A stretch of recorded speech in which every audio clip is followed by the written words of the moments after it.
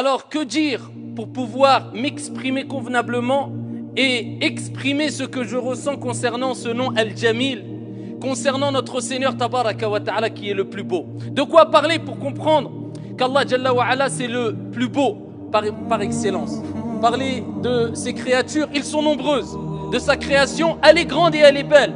Et quelquefois on a du mal à la décrire, il suffit de la contempler pour comprendre la beauté de la créature d'Allah subhanahu wa ta'ala, pour en déduire la grande beauté d'Allah subhanahu wa ta'ala qui est le créateur par excellence. De quoi parler? Des oiseaux qui par centaines ou par milliers dessinent le ciel.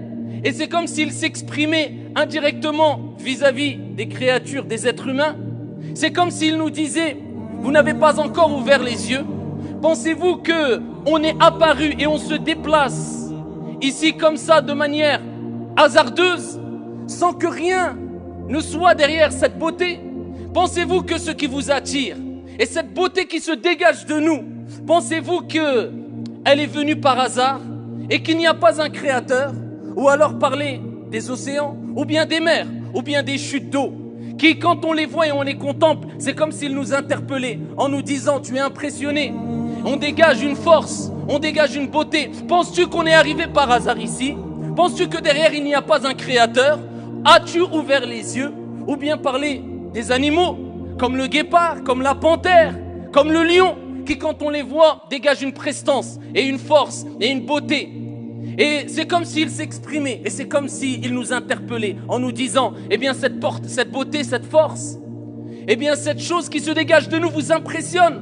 Vous restez devant nous bouche bée, vous êtes impressionnés, émerveillés, époustouflés.